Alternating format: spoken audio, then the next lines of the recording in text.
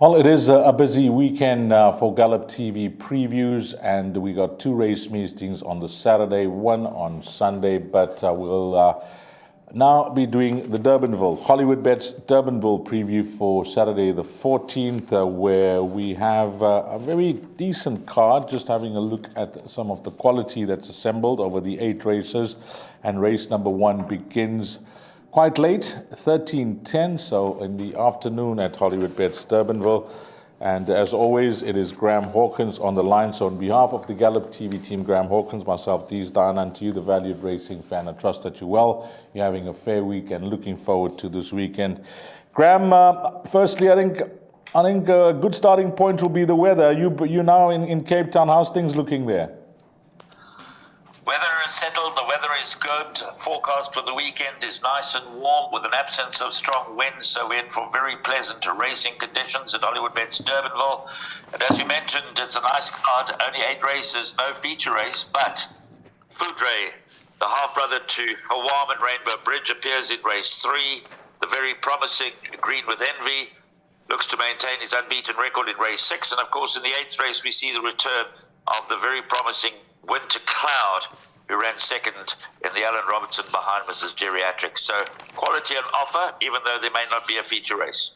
Okay, let's get straight into it then, Graham, and we'll begin in race number 1, which will kick off the bar pot, and time again 13:10.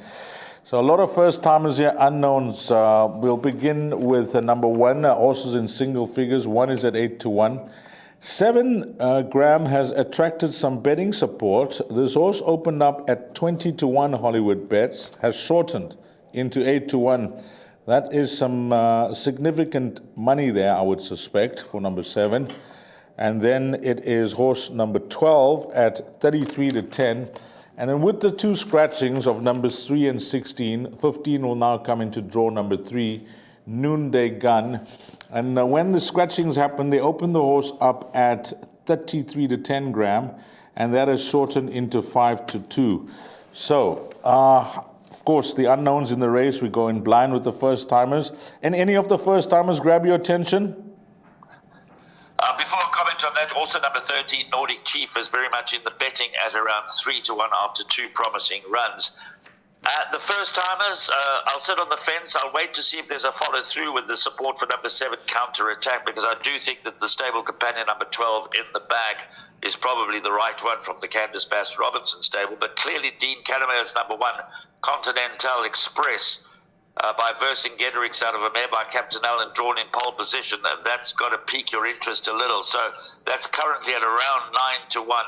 We'll keep an eye on the betting there to see if that shortens at all. But the form is not strong here. But no surprise that now that Noonday Gun has come in to draw 3, that there is support for Noonday Gun. Justin Statham, Grant van Niekerk were in fabulous form during the course of the week. And Noonday Gun could get them off to a promising start. But you've got to keep an eye on number 12 in the bag. You've got to keep an eye on number 13, Nordic Chief. So from a bipod perspective, at the very least, in the absence of a further market springer, I would include 12 in the bags, 13 Nordic Chief, and 15 Noonday Gun. As you mentioned, Noonday Gun replaces his stable companion in Stallgate 3, so he has the best of the draw. Okay, Graham's giving you some horses there. Race number 2 to include in the bipod, and one of them is the reserve runner. So take note, 15 gets a big mention and attracting some anti-post betting support. On to the start of the place accumulator. Race number 2, it's a maiden plate for fillies and mares. This is over 1,250 meters. And I'm hoping Graham and I are singing off the same hymn sheet here. Number 1 is at 4-1, 2 at 9-2, 9 is an 8-1 shot. 10, Pig Moon is the runner that I like and is trading at 7-2, and I think that is a decent price. Then we are looking at double figures, the balance. Graham, when I just look at this filly's first start over 1,000 meters, would look to be too, short for her, and the way she was finishing off that race. 2 things. Number 1, the 400 to finish was in 22.1 seconds. And no doubt the extra distance is what she'll be suited to. She is related to Adderbury Lake, who's won over 1,400. What's your thoughts on number 10 priced up at 7-2? She has an awkward draw, but number 10, Pink Moon, certainly finished ahead of Fanny Campbell behind Amethystic. So you have to believe that she will continue to improve and confirm that form, even though Fanny Campbell is drawn in gate 1. Again, there's not a hell of a lot of form to go around, so you've got to be in the camp of number 10, Pink Moon. Looks the right one, looks progressive. Should have the measure of Fanny Campbell. Tequila Sky comes out of different form lines, but those form lines are also not standing up. So Tequila Sky, the jury's out on just how good she might be, but she's well drawn in gate 2. Of the first timers, number 4, Snow in Love, interests me a little. Owned by the Hollywood Syndicate, the daughter of Canford Cliffs, trained by Brett Crawford. According to Brett in his comments, working well, a place chance. Well, if a horse is working well and has a place chance, then it also has a winning chance. But I think you're right. I think we can row in with number 10, Pink Moon. Looks a potential bipod and place accumulator banker. Should go the right way and get Brett Crawford back on the winning track. Yeah, let's hope so. I think 7-2 is not going to last unless there's some money coming for any of the first timers here, because the anti-post market's got this horse generous. Number 12, Pink Moon. Pick 6, the big one, starts in race number 3. It is a maiden plate over 1,400 meters. Graham, the betting here, number 1, Get Impressed at 5-2. Anti-post, number 3, 16-10 into 12-10. And that seems to be the right money.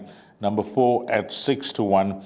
And number 9 at 7-2. Graham, at the top of the show, when I briefly, asked you about the card and what's on offer, this was one of the runners that you mentioned that you may be looking forward to running on the day. Well, he's definitely a pressure horse for Candice Bass-Robinson. He's the half-brother to Hawan, the half-brother to Rainbow Bridge, and the half-brother to Golden Ducat. And he caught the eye on debut when running second over 1,250 meters at Hollywoodbets Durbanville behind Coastal Commander. Now, the form of that race has also not really been franked, but you have to believe that Foudre, with his pedigree, with his 5-star pedigree, is going to have plenty of scope for improvement. He's drawn in gate 3. He goes an extra 150 meters, which would be right up his alley, and further, in fact. So I'm not surprised about the betting support. In fact, earlier in the week, there was as much as 28-10 on offer, but that didn't last very long. And the later support has been from 16-10 into 13-10. He might even start shorter. You've got to have a measure of respect for Justin Snaith's runner. Number 1, Get Impressed. He's drawn in pole position, improving with every run. He's only had 3 starts, and he's finished 3rd and 2nd in his last 2. Draws in pole position for Grant Van Niekerk. So that is clearly the obvious danger. 2 others just worth a mention are number 4, Cosmic Rhythm, and number 9, Oliver, for trifectas and quartets. But the race does look to rest between 3, Foudre, and 1, Get Impressed. Now, if you're feeling bullish, you can certainly bank a Foudre in the opening leg of the pick 6, but if you want to play it safe, which is what I'm going to do, I would just in case include both numbers 1, Get Impressed, and 3, Foudre in the pick 6. But again, in the place accumulator and the bipod, number 3, Foudre does appeal as a banker.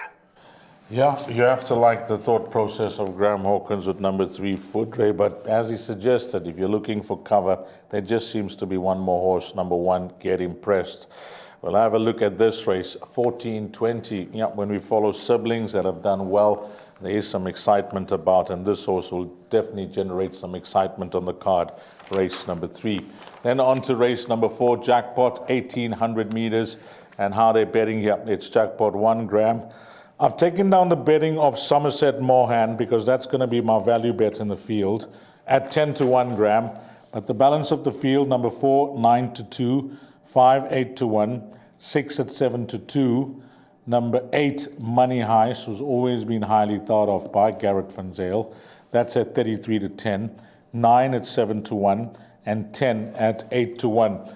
The betting tells a story here, Graham. I mean, when the fixed odds betting market's got a horse at 7-2 and 9-2, 33-10, that type of betting, then it seems like they got it spot on that you could get any type of result here. Is that the case, or you found something for us?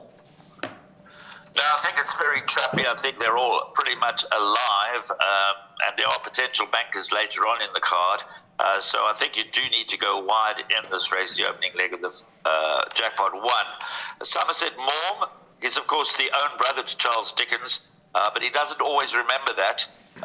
He can turn it on when he's in the right mood, and he was a good winner of his penultimate start. Last time out, indifferent run behind Sensor Unico, who runs here at Sensor Unico last time, finished ahead of the Futurist as well.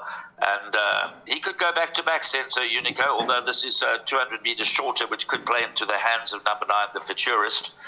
One-way traffic is, of course, Somerset Maugham's stable companion. In fact, Justin Snaith has 5 of the 10 runners, and Grant Van Niekerk has elected to go with number 6, one-way traffic. His last win came in July 2022, and he's been reasonably consistent, albeit never dangerous since then. But his form at this course is worth noting, Dees. He's had 4 starts at Hollywoodbets Durbanville, and he's won 3 of them, including a win over the course and distance. So you've got to respect one-way traffic, if only because of the form shown last week by Justin Snaith and Grant Van Niekerk. But my first choice is Gareth Van Sale's runner, number 8, Money Heist.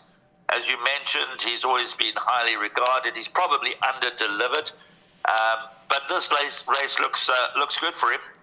So he would be my marginal first choice, but you can't be too bullish about anything in this race, and I think you've really got to go wide. But 8, Money Heist, for me, ahead of number 4, Sensor Unico, with some respect for 9, the Futurist, 2, Somerset Maugham, and 6, one-way traffic. But they're all alive. Well, Gam's given you 5 numbers, so I'm thankful for that, because that is the rule of mine. If it's more than half the field, then it is a field race. So it's you to decide. But just reading between the lines, I've jotted Graham's numbers down. 8, 4, 9, 2, and 6. In numerical order, it'll be 2, 4, 6, 8, and 9. Those are the numbers that you can possibly play around if you want to narrow down your selections here in race number 4. But 8, Money Heist, will be his marginal choice. Race number 5 is over 2,000 meters. Number 1 at 9 to 2. 2 at 22 to 10. Number 3 at 33 to 10. 4 at 11 to 2. 5 at 8 to 1. 6 at 8 to 1, and then we're still waiting a jockey. By the way, guys, we haven't mentioned it throughout the show. Bernard Fedab is not riding, and he will have replacement riders, so just have a look at the scratchings and the declarations come race day. Number 8, Cosmic Event, is trading at 7 to 1. Graham, I know the best weighted column is usually a guide to go to in these condition races, but it is very, very tight in that best weighted column. I don't know if I'll be way off the mark, because there's some quality here. You know, horses like Mucho Dinero and Cosmic Event are quality horses, and there's some horses that are in excellent form.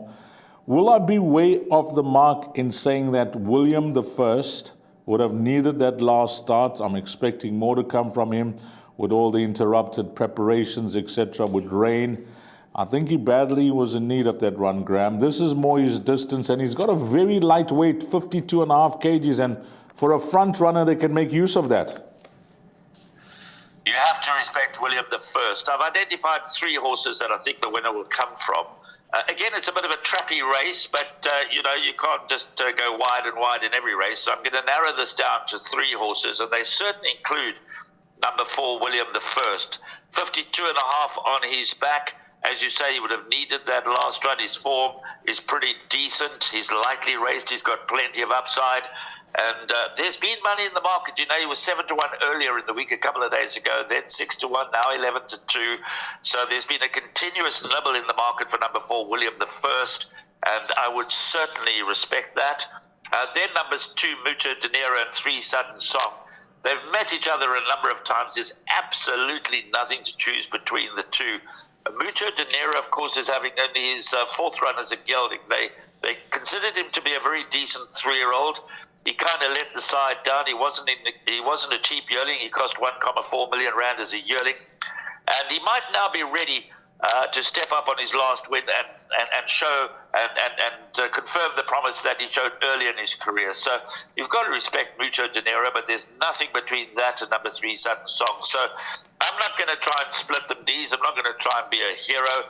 In my exotic permutations, I'm going with numbers 2, Mucho Dinero, 3, Sudden Song, and 4, William the First. Of course, One Impetuous is very erratic, but on his day could trouble them. Coronation Time has some form, as well as number 8, Cosmic Event, but he comes back from a rest, quite a long rest, and he might just need the run. So I'm going to narrow it down to 2, 3, and 4. But yes, utmost respect for number 4, William the First. I was waiting for that race for Graham to give the green light on number 4, William the First, and that is a tick in the pick six, the jackpot, the place accumulator, and of course the bar pot. Number 4, William the First. On to the 6th race, 1600 meters. This is the way they're betting, Graham. Number 1 at 8 to 1, 2 at 13 to 10, 3 at 5 to 1. Then we go on to number 9 at 4 to 1. Graham, I think I've made my play here. I mean, whatever the results of this race, I'm just hopeful that one horse is going to be being called home. Yeah, you've watched both his wins, Graham, and I'm sure he's grabbed your attention like he's grabbed the attention of racing fans that watched his win or maybe just watched his last start, because he looks like a horse that is still very immature, the way he goes about his racing, unless it's his style of racing, that he's just lazy in the early part. But when his mind's on the job, which is at the business end of races where it matters most, he looks like a serious racehorse, number 2, Green with Envy. Yeah, and of course, Dean Cantermeyer will have already penciled in the Guineas for him in December. So, Dean Cantermeyer has had a lot of success in the Guineas. He's had a lot of top-class 3-year-olds go through his yard over the years, and this may be another. You have to like the way he's won his 2 races, coming from well back and mowing them down in the closing stages. And it's not a matter of who he's beaten, it's a matter of how he's beaten them. And he's out of a Galileo mare by giving the green lights. He's got that touch of class. His first 2 wins were over 1,400 meters. He now steps up to 1,600 meters, which is, of course, the Guineas distance. And he's going to have to be on top of his game, because there are a few useful individuals that he comes up against in this Class 3 handicap that are older than him. But like you, I don't like to see good horses get beat. I want to shout him home. So number 2, Green with Envy, is clearly the first choice and a potential exotic bet banker. Probably the closest thing to a banker on the card, along with perhaps Foudre in the earlier race. And both of those, of course, carry the colours of the Kaya Stables in different yards, but they're both owned by Kaya Stables. But Future Turn and Natcham, they're, of course, both older than Green with Envy. Natcham is pretty lightly raced for a 4-year-old, but he's won his last 2. And being a year older and receiving a half a kilogram from Green with Envy, he could pose a threat. And then, obviously, for trifectas and quartets, Kariaku, Montine, Future Swing, and Prometeur, those are the ones to consider for the 3rd and 4th placings, the back end of trifectas and quartets. But I'm going to row in with Green with Envy. I've been blown away by the manner in which he's won his first 2 starts, and I'm looking forward to seeing him run over 1,600 meters, and I think he's going to confirm his class and his promise. Yes, and we're looking forward to him possibly reeling off the hat-trick on Saturday. Race number 6, horse number 2, Green with Envy. Then on to the 7th race. It's over 1,250 meters. Betting here, number 1, 8 to 1, 2 at 6 to 1, 3 at 7 to 1. We await a jockey on that. Number 5 is at 7 to 2, 7 at 8 to 1, Graham, 9 at 7 to 2. And then Richard Fourie rides for Lucinda Woodruff on a horse that's trading at 3 to 1 and is the top one. Yes, that is the favorite in the race. Graham, if you're going to take a chance in the previous race, race number 6, and possibly banker that horse, Green with Envy, then you got a little to spend with your budget. Is this the race that you'll be playing it wide?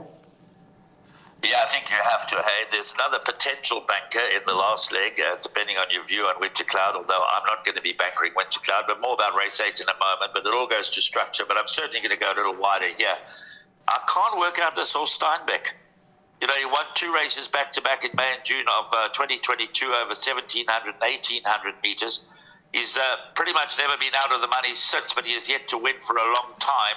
And then all of a sudden, over 1,250 meters over this course and distance last time, he runs a good second behind Dance Variety. And so, Steinbeck is obviously a difficult horse to analyze, because I think Justin is battling to find his right distance, but his pedigree suggests that he should go further. He's the half-brother to Charles Dickens. We've got earlier Somerset Maugham, the own brother to Charles Dickens, running, so the family's well represented on Saturday at Hollywoodbets Durbanville. So you've got to consider Steinbeck, but I do think Bierenberg shapes up as the likely winner, but no good thing. Piroshka is well drawn. He drops in class from his last run, so watch out for a much better run from Piroshka. Watch out for a better run from Mount Pleasant. Wyag, he can catch you napping. the minute you say he's not for me today, that's when Wire comes up and surprises you. And Rosh Kadesh, he probably wants it a bit further, but you can't discount his chances quickly. So my top two choices would be 10 Berenberg and 5 Steinbeck. But like you say, this is a race where I think you can go wide. Even a horse like Champion Warrior can suddenly show some improvement and recapture the form he showed early in his career. Not an easy race. Berenberg, of course, Lucinda Woodruff is in good form, does have the worst of the draw to overcome. So my top two choices, as mentioned, would be 5 Steinbeck and 10 Berenberg, but an upset can't be ruled out. Well, I'm doing this preview show live with analyst and expert down for Western Cape Racing, Graham Hawkins. So it's live. But to you, the racing fan that's listening to this, I'm sure you're going to share the same view now after listening to Graham, because I am going to do just this. Field in this race number 7. No confidence for any of the runners, although he gives 2 horses chances, 5 and 10.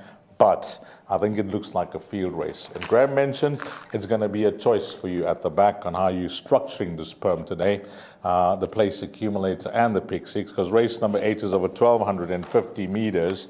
And let's go. Number 4, Onisan, is at 7-1. 7, Winter Cloud, is at 15-10. 7 at 9-2. 8 at 6-1. And Graham mentioned there's 2 ways of playing this, because this filly, we know how well related she is to Clouds Unfold, how highly thought of she was by the stable, of course, winning the Cape Nursery and the Stolizia Stakes, and then going into the Alan Robertson as a punted favorite. I remember that clearly. And she came up against a filly that turned out to be the star of the season amongst the juvenile fillies and Mrs. Geriatrics. And we just saw the other day that she's already started off her campaign as a 3-year-old with a bang and a gutsy win at Turpentine. Graham, I want to go back and cast your mind to that Alan Robertson. And, I'm not one that does lengthy postmortems, but, just for viewers and to refresh. I remember clearly that day that, the racegoers were just umming and eyeing on how far back she was and where she was running on. But she came up against a champion in Mrs. Geriatrics, that says it all. Yeah, obviously on the day, as you say, she was well backed to beat Mrs. Geriatrics, and that was really the acid test for Mrs. Geriatrics, because she came up against Winter Cloud, who had won 3 on the bounce in the Cape, including 2 features and a feature in KZN. But Winter Cloud was a little far back in the early stages, but I don't think it mattered, because on the day I doubt she would have beaten Mrs. Geriatrics under any circumstances. But there's no question that Winter Cloud is a top quality filly. As you mentioned, she's a sister to Clouds Unfold, who got even better as a 3- and a 4-year-old. So if Winter Cloud, as good as she was as a 2-year-old, is going to get better as a 3-year-old like her sister, well then watch out, because she's got a bright career ahead of her. But there is a word of caution from Candice Bass-Robinson that she might need the run. She's got 60 kilograms on her back. So you've got to take a view, as I said. Do you bank a Winter Cloud? But there are 2 that I'd like to consider, purely because of the weights. I think 1 Flying V carrying 52.5. Last time raced over 1,500 meters, was only 6.5 lengths behind Beach Bomb, but before that she won 2 in a row. And she has raced at Hollywoodbets Durbanville before. I think you've got to consider her. But for me, the most likely danger, and you might think I've lost the plot here, is number 4, Onisan. I think 52.5 at the back, Ashton Harris for Vaughan Marshall. The form is good. She receives 7.5 kilograms from Winter Cloud. She's had a run recently, went close up behind Unconquerable Lady. So I'm not going to let Onisan run loose. So for me, I'm going to back up Winter Cloud with number 4, Onisan, and potentially also number 1, Flying V. Winter Cloud stable companion, number 8, the Charleston, is no slouch herself. She's got very good form, but you've got to believe that Winter Cloud is possibly the better of the 2. Baltic Secret has a chance. Her form is good. She ran 3rd behind Underworld. That came out and won a Port Elizabeth feature the other day. And if you go back to the debut run, she beat Flying V by 3 3/4 lengths. So if you give Flying V some kind of a chance, then you've also got to give this a chance.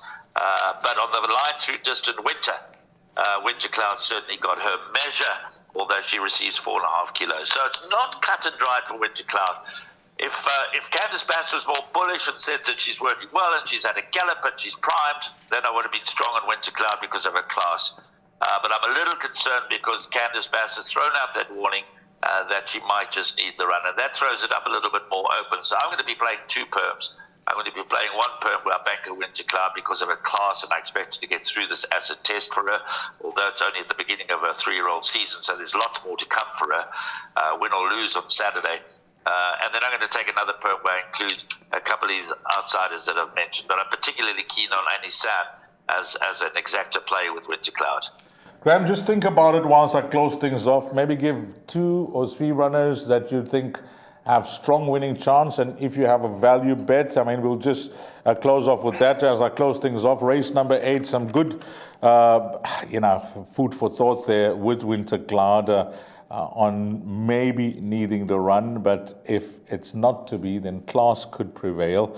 But Graham has given you 2 nice horses there, cover horses, and if you're running in the Pick 6, I promise you that if you have these horses as cover, they are going to be showing up much bigger dividends than number 5, Winter Clouds, will have the majority of the tickets on. So numbers 1 and 4 could be the play if you want big cash come the Pick 6 and you're running in race number 8. Graham, have you thought about it? Maybe 2, 3 runners, or maybe a value bet, or just looking back on the card and how you've previewed it? Yeah, I think the 3 horses that I would be pretty confident about, number 10, Pink Moon in race 2, number 3, Foodray in race 3, and number 2, Green with Envy in race 6. The value horse, which you've also identified, probably number 4, William the First in race 5. And then, as I said, we've got to be a little nervy with number 5, Winter Cloud, and that's the one that you've probably got to hedge your bets with. Well, I'm hoping that this treble comes through. Races 2, 3, and 6. And I'll possibly just end that off with Winter Cloud in one of my bets, race number 8. So that could be a nice treble to catch. And as always, thanks to Graham Hawkins. Graham, a nice busy weekend for racing fans around the country. A lot will be on Gallop TV with racing around the world. And you got a lot of sport to keep you spoilt if you are a sports fan. Yes, plenty of sport, eyes on the cricket, eyes on the rugby, eyes on international soccer, and of course not forgetting, I know that the race will be run by the time Durbanville gets underway, but it's the Everest at Randwick in Australia, the richest race on the turf, $20 million, so that'll be run in the early hours of the morning, South African time on Saturday morning, but I'm looking forward to seeing who wins that. Thanks to Graham Hawkins, thanks to the Gallop TV team, to you, the valued racing fan. Hopefully it turns out a wonderful day if you are punting at Hollywood. Have a blast, find all the winners, make a huge profit, and until we meet again, you take care.